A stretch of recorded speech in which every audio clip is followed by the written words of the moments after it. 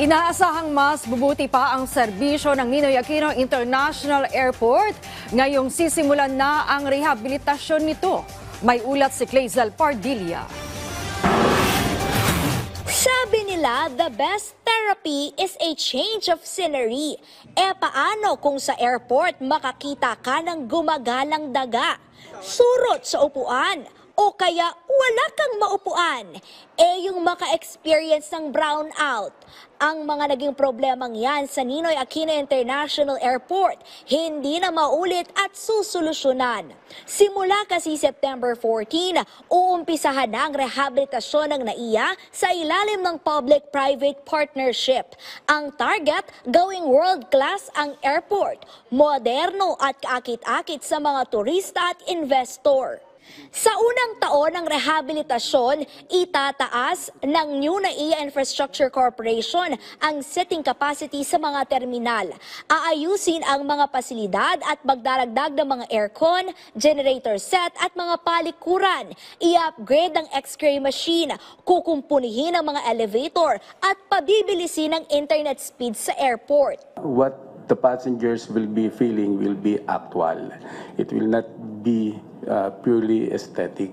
That's why there will be significant investments in technology. Sa susunod na 4 hanggang 5 taon, patataasin ang kapasidad ng NAIA sa 62 million mula sa kasalukuyan na 35 million kada taon. Pararamihin sa 48 mula sa 40 ang runway efficiency o pag-alis at paglapag ng mga eroplano kada oras. Magtatayo ng bagong terminal na magdurugtong sa Terminal 2 at pagbubutihin ang passenger processing system gaya ng pag-check-in, bag drop at biometrics para mapabilis ang proseso sa paglipad ng mga pasahero. Kaakibat ng mga pagbabagong ito ang nakaambang dagdag singil sa paliparan. Mula 500, posibleng tumaas ang passenger terminal fee sa 950 pesos. 2,000 pa ang huling galawin ang mga singil sa paliparan. Kaya giit ni Transportation Secretary Jaime Bautista na papanahon ang baguhin ito. Mabagal din yung improvements and development ng NAIA because kulang sa pondo, no?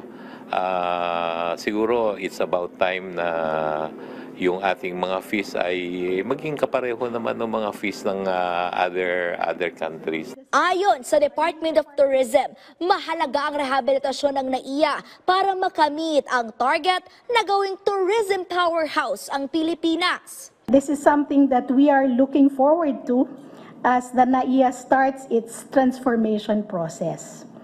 The industry is very optimistic that this airport PPP will improve the image of the Philippines, and with the modernization of the airport and attention to be given to the overall visitor experience. Itinuturing ng DOTR na makasaysayan ng concession agreement sa pagitan ng pamahalaan at pribadong sektor na naisakatuparan sa ilalim ng administrasyon ni Pangulong Ferdinand R. Marcos Jr. Nagkakahalaga ng 170 billion pesos ang rehabilitation contract ng San Miguel Corporation at pamahalaan.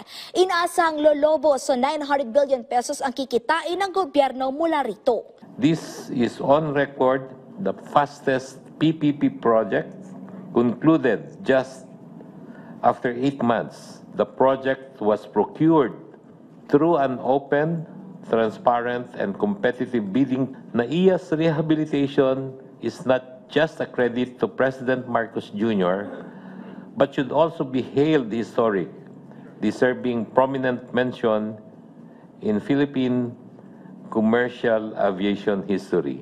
Clazel Pardilla para sa Pambansang TV sa Bagong Pilipinas.